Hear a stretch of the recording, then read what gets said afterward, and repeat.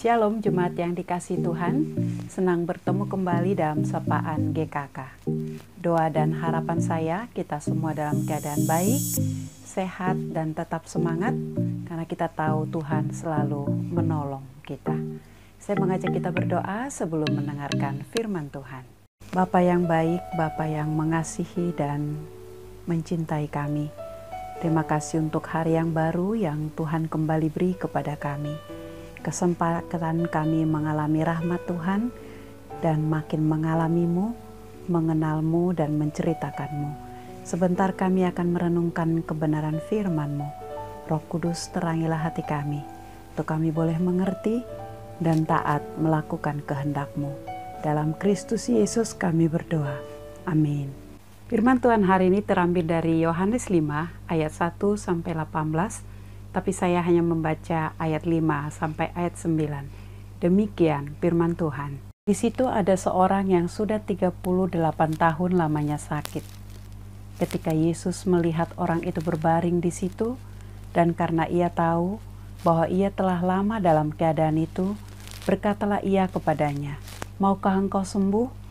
Jawab orang sakit itu kepadanya, "Tuhan, tidak ada orang yang menurunkan aku ke dalam kolam itu apabila airnya mulai goncang, dan sementara aku menuju ke kolam itu, orang lain sudah turun mendahului aku."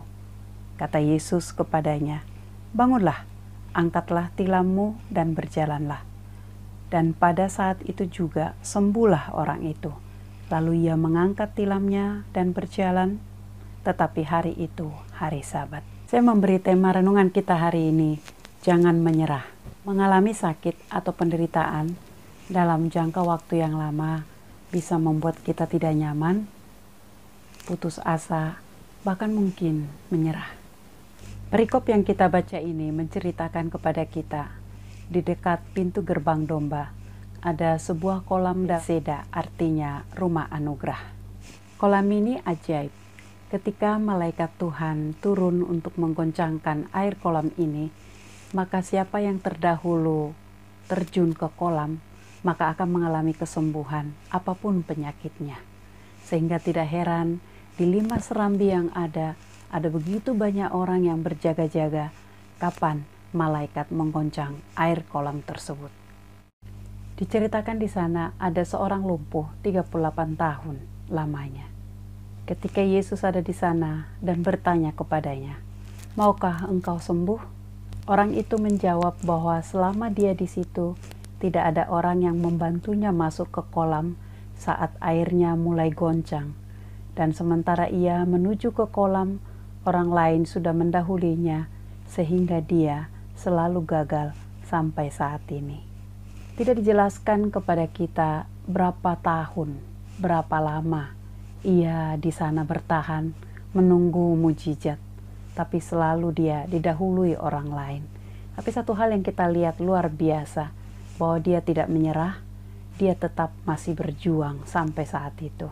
Meskipun berkali-kali gagal, tapi dia tidak menyerah. Dia mencoba dan mencoba lagi, sampai dia bertemu dengan Tuhan Yesus. Dan pada akhirnya, orang lumpuh ini mengalami kesembuhan, mujizat yang daripada Tuhan. Pelajaran rohani apa yang kita dapatkan? Saya tidak tahu saat ini kelumpuhan, penyakit, penderitaan apa yang kita alami. Apakah relasi di dalam keluarga, relasi dengan sesama teman atau rekan kerja atau tetangga, kesehatankah, karirkah, ekonomikah? Saya tidak tahu apa yang menjadi pergumulan kita. Tapi mari kita belajar dari orang lumpuh ini, bahwa dia tidak pernah menyerah. Walaupun berkali-kali dia gagal, dia terus mencoba dan mencoba. Iman inilah yang kita miliki. Bangkitlah, jangan pernah menyerah, tetap semangat, tak andalkan Tuhan, bagian kita lakukan yang terbaik.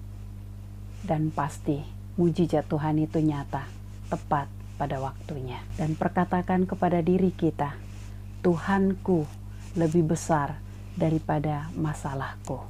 Mari kita berdoa. Bapa yang baik, makasih kami punya Bapa yang mengasihi dan mencintai kami. Kau mengetahui perasaan kami, ketika kami bergumul, dan mungkin ada jemaatmu sampai sudah bertahun-tahun berdoa untuk sesuatu sehingga membuat iman yang lemah. Tapi hari ini biarlah kami boleh bangkit dan tetap punya pengharapan dan percaya waktu Tuhan yang terbaik dan pilihan kehendak Tuhan itulah yang terbaik bagi kami.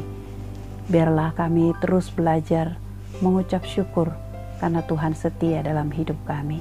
Terpujilah Engkau Tuhan yang menjadi gembala yang baik di dalam hidup kami. Dalam nama Tuhan Yesus kami berdoa. Amin. Jangan pernah menyerah, jangan berputus asa. Mujizat